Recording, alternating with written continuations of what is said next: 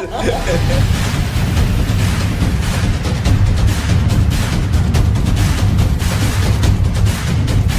satu nyali. Wane.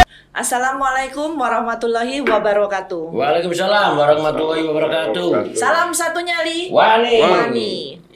Selamat siang pemirsa Aku Bonek Bonita Podcast.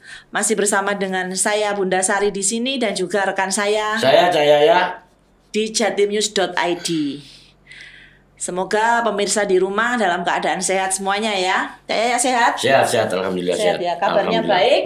Baik. Gak ono elek blas. Api to gak ono elek. Gak ono api elek blas. Ono api gak ono elek. Gak ono elek ya.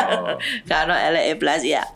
Kali ini di Studio 5 jatimnews.id kita kedatangan salah satu narasumber kita yang kebetulan beliau adalah teman Cak Yaya ya. Iya.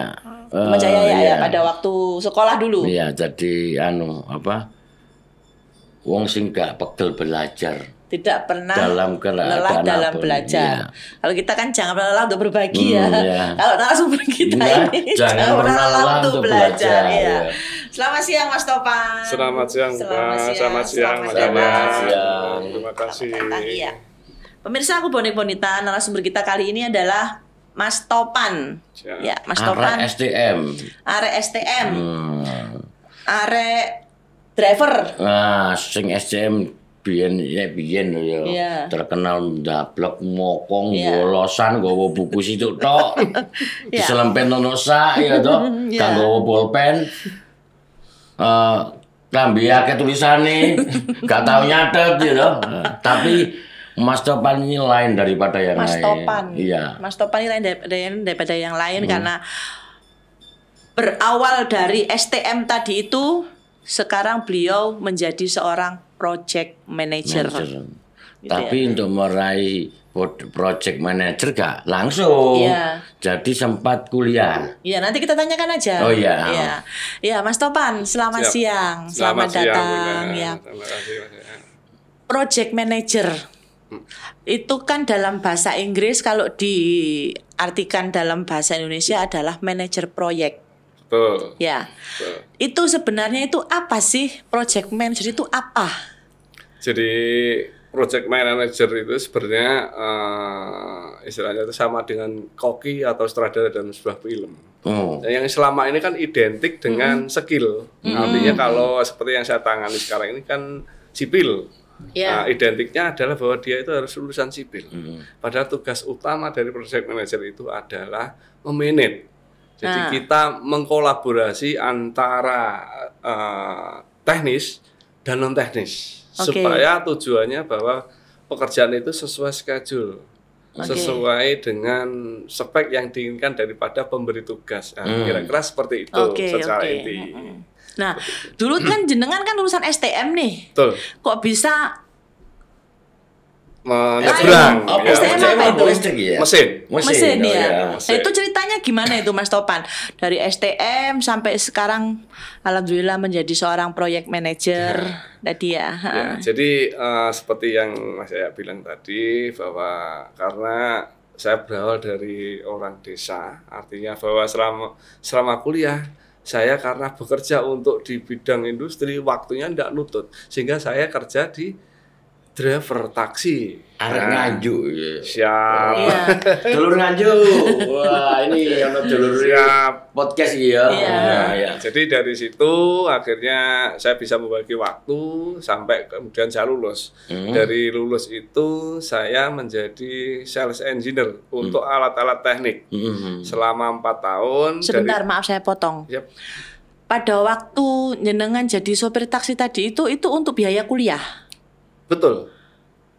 Karena Jadi orang tua biaya sebenarnya sendiri. sudah memberi, cuman karena keterbatasan, karena saya punya adik-adik juga. Oke. Jadi saya tidak hanya mengandalkan orang tua, karena saya tahu lah masih berbagi untuk adik Iya. seperti itu. Oke, mungkin bisa dilanjutkan lagi tadi. Maaf kepotong tadi Iya, karena enggak apa-apa. kan masih kuliah terus kok kerja.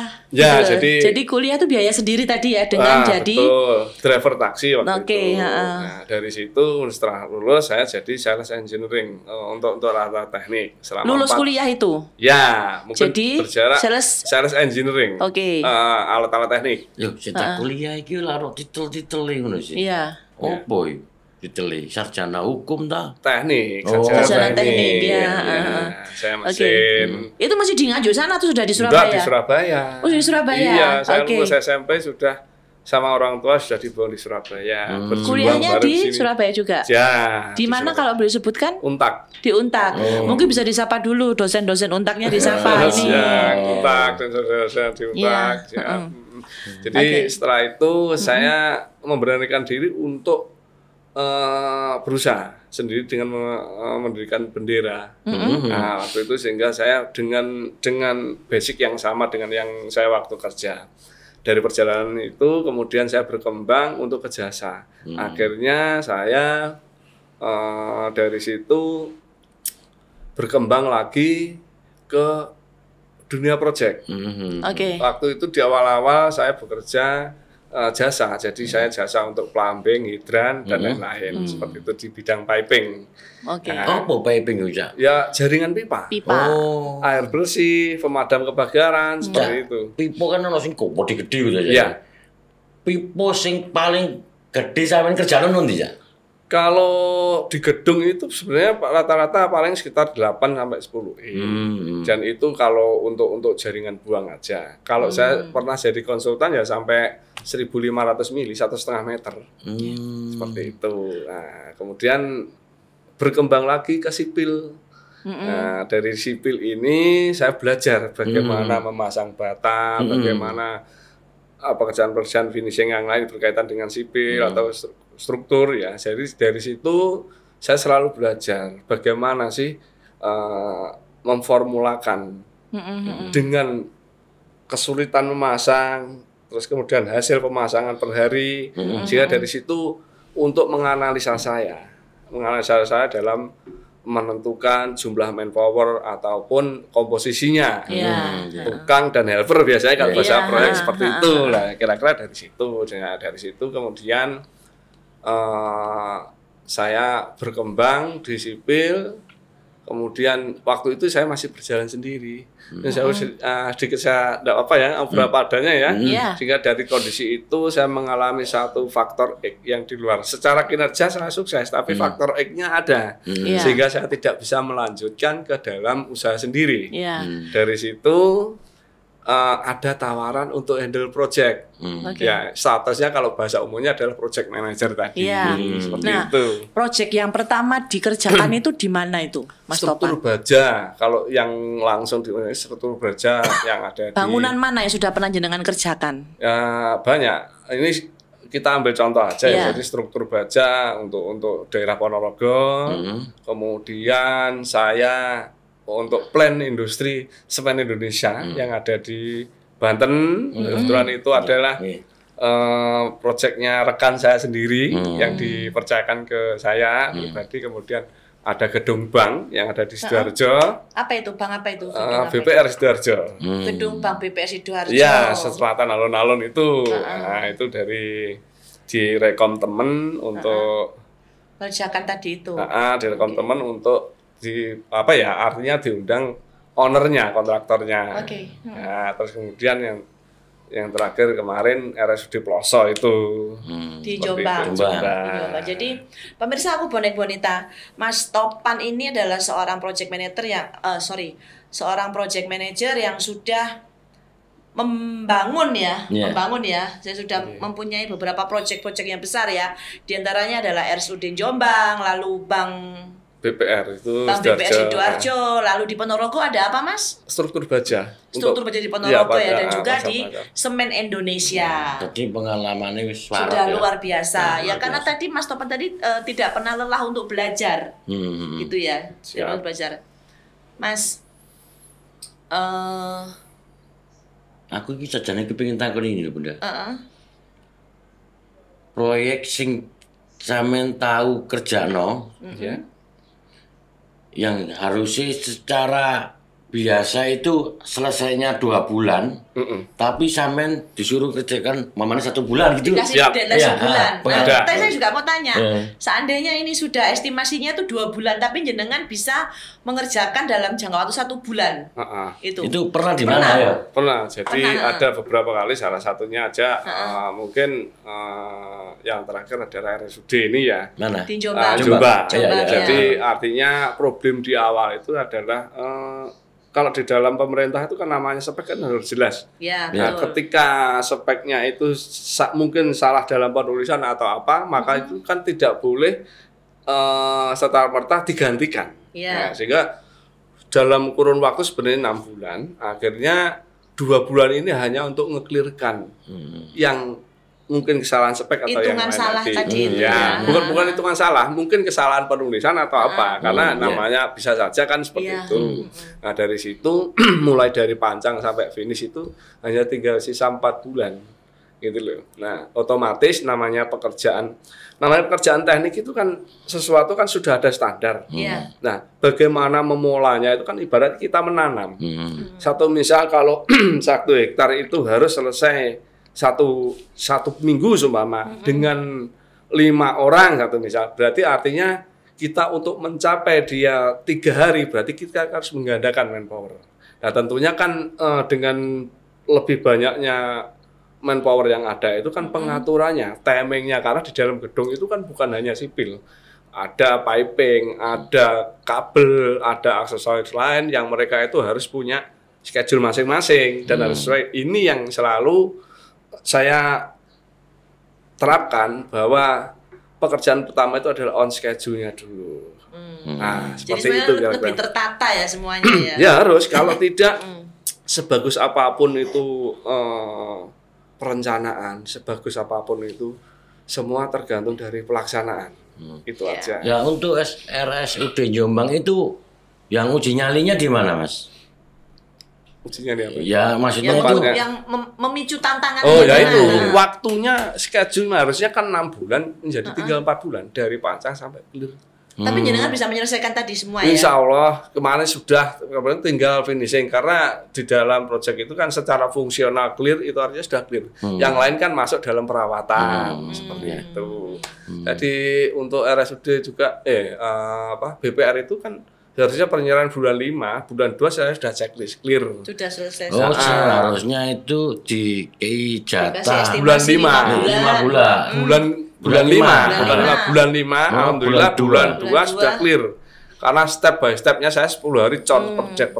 Berarti kalau pakai jasa project manajernya Mas Topan ini berarti des. Ya insya Allah kalau saya secara inti hanya bagaimana saya bekerja sesuai tanggung jawab saya hanya bekerja bagaimana apa yang diberikan ke saya ini semaksimal mungkin bisa clear. Karena kepuasan mereka kan juga kepuasan saya juga seperti itu. Masalah dan lain-lainnya itu sudah di luar kemampuan manusia kan seperti itu. Betul. Nah, kira-kira seperti itu. Mas Topan, harapannya apa nih ke depannya? Inginnya sih seperti apa? Manusia itu kan selalu penuh dengan ingin ya. Betul. Selalu penuh dengan ingin ya.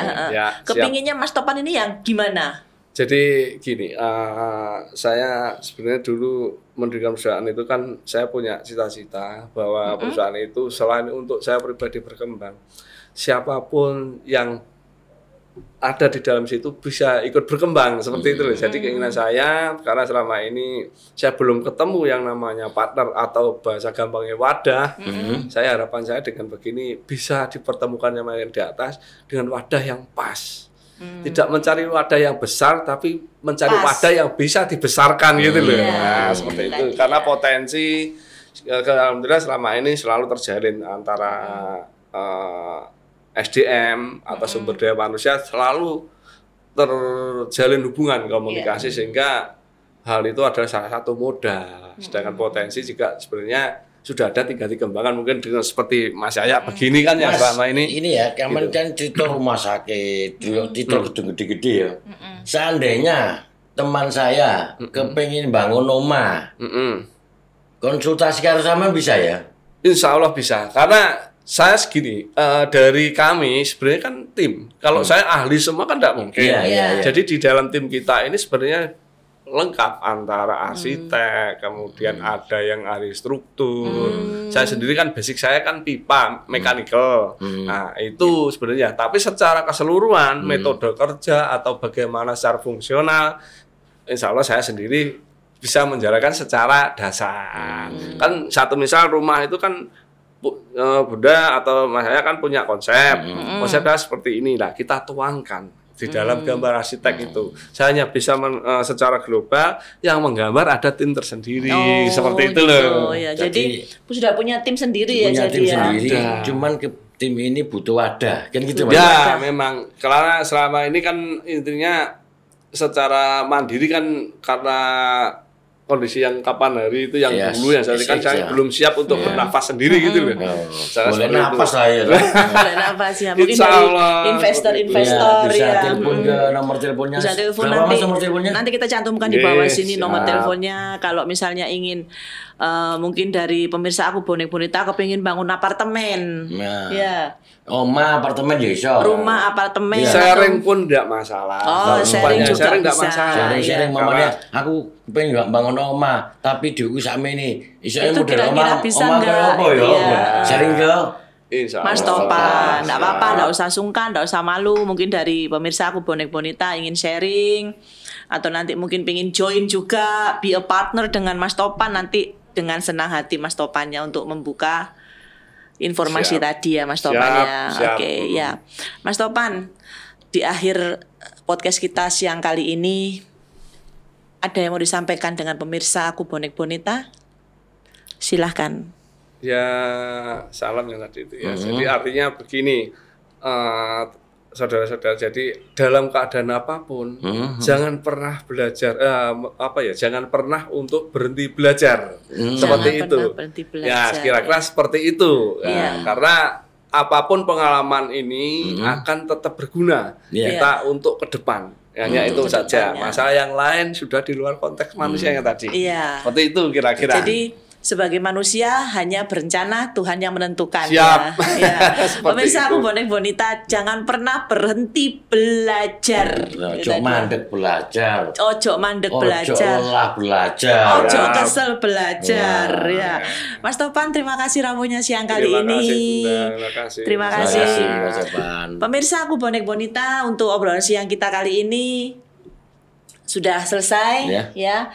Nanti kalau misalnya ada dari pemirsa Aku Bonek Bonita yang ingin konsultasi untuk masalah perencanaan, project apa gitu, nanti bisa pengen join juga bisa. Usaha bareng kan Mas Topan? Usaha bareng bisa. Silakan menghubungi Mas Topan nanti ya. Oke, dulur.